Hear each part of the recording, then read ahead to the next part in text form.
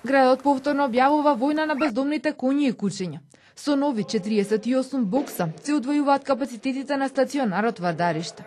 Од 16.000 бездомни кучиња, колку што пред 2 години се проценуваше дека ги има во Скопје, во овој стационар хумано биле истретирани речиси 7.000. 30% од нив, што поради болест, што поради агресивност, морале да бидат еутанизирани. Веќе полека се приближуваме кон онаа бројка каде што навистина можеме да преземеме еден редоследно да практично се третираат кучињата, затоа што големата бројка ни ствараше големи проблеми.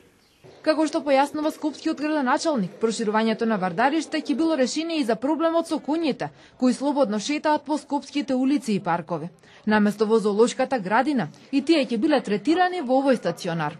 Се прават програмите за тие коњи и другите поголеми, покрупни животни бидат заловени, донесени овде во овој стационар, бидат истретирани одреден период, можеби тука ќе направиме еден простор кај што привремено тие ќе треба да престојуват, а после тоа ќе ги даваме или на посвојување или кој што рече директорот на зоолошката градина, кој што е подготвен да ги прими. Стационарот Вардариште започна со работа пред повеќе од 2 години.